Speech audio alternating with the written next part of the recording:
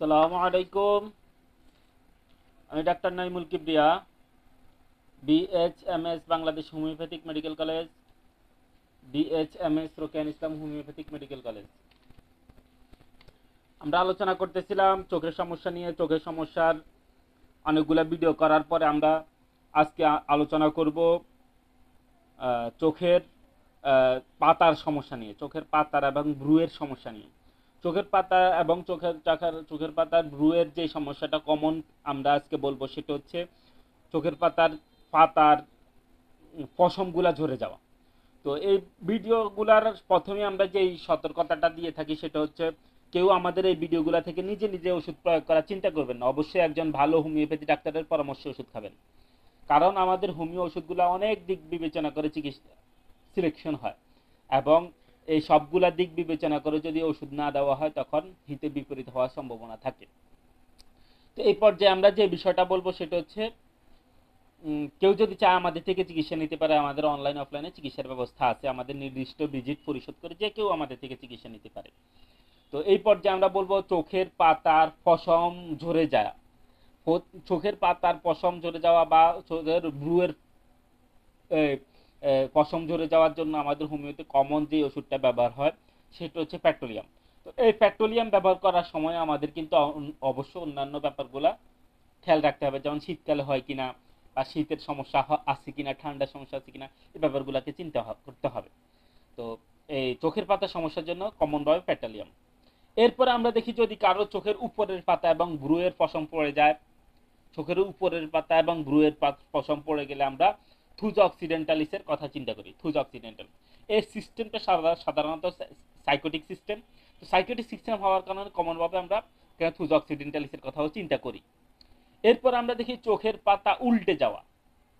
কারোর যদি এমন হয় যে চোখের পাতাটা উল্টে গেছে, চোখের পাতা উল্টে গেলে আমরা কমনভাবে দুইটা মেডিসিনের কথা চিন্তা করি, সেটা হচ্ছে বোরাক্স এবং থিওসিনামিন। এই বোরাক্স এবং থিওসিনামিন আমরা চোখের পাতা উল্টে গেলে ব্যবহার করে থাকি। অবশ্যই এখানে আমাদের লক্ষণকে চিন্তা রাখতে হবে, লক্ষণের উপর বিবেচনা করে আমরা এই দুটা মেডিসিন বলছি, দুটার মধ্যে একটা অবশ্যই সিলেক্ট করতে হবে। এই সিলেক্ট করার জন্য আমাদেরকে লক্ষণকে গুরুত্ব দিতে হবে। এরপরে আমরা দেখি এই যে আমরা বললাম চোখের পাতা উল্টে যাওয়া, কিন্তু যদি দেখা যায় যে চোখের পানি জ্বরে এবং চোখের পাতা উল্টে যায়, দুটাই থাকে। চোখের পানি জ্বরা এবং চোখের পাতা উল্টে গেলে আমরা এখানে অ্যাপিসমেল লিপিকার কথা চিন্তা করি। আর যদি শুধু চোখের পাতা উল্টে গেছে তখন বোরাক্স এবং থিওসিনামিনের কথা চিন্তা করি।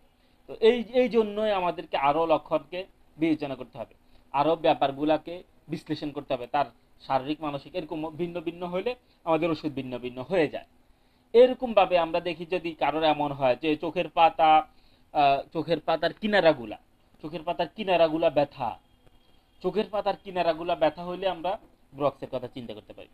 কিন্তু আমরা ওই সময় বোরাক্সের কথা বললাম কি, যদি চোখের পাতা উল্টে যায় তখন বোরাক্স থাকবে। আবার চোখের পাতার কিনারাগুলা ব্যথা হইলে তখনও বোরাক্স থাকবে। কোনো কিনারাগুলা খুব ব্যথা, ঘাড় ব্যথা, তখন আমরা বোরাক্সের কথা চিন্তা করি। এরপর আমরা দেখি যদি কারোর চোখের কিনারাগুলা ফুলে যায় এবং ফেটে যায়, ফুলা ফাটা এবং রক্তস্রাব হওয়া, রক্ত বাইর হওয়া, এই ফুলা ফাটা রক্ত বাইর হওয়ার জন্য আমরা গ্রাফাইটিস মেডিসিনটার কথা চিন্তা করি। এখানে আমরা কমন ভাবে গ্রাফাইটিসের কথা যে যারা ডাক্তার তারা জানে, গ্রাফাইটিসের মধ্যে মোটা হয়ে যাওয়া, ফুলা হওয়া, ফেটে যাওয়া, এই ব্যাপারগুলো কমন থাকবে। তো এখানে চোখের পাতা যখন একই সিস্টেম আসছে তখন আমরা গ্রাফাইটিসের কথা চিন্তা করি। এরকম সবগুলো মেডিসিনে কিন্তু আমাদের মূল ব্যাপারটা খেয়াল করতে হবে। এখানে গ্রাফাইটিসের অন্য লক্ষণও আরো আমরা খেয়াল করতে পারি। গ্রাফাইটিসের আরো একটা লক্ষণ আমরা দেখি যে চোখের পাতার কিনারাগুলা মোটা হয়ে যায়, মোটা হয়ে এখানে একজিমা তৈরি হয়, একজিমার মধ্যে চটা তৈরি হয় এবং এখান থেকে পানি বাইর বা এটা ভেজা ভেজা থাকে। এই ভেজা ভেজা হওয়া, পানি বাইর হওয়া, তারপর মোটা হয়ে চটা হওয়া, ফেটে যাওয়া, এই ব্যাপারগুলা থাকলেও আমরা বোরাক্সের কথা চিন্তা করি,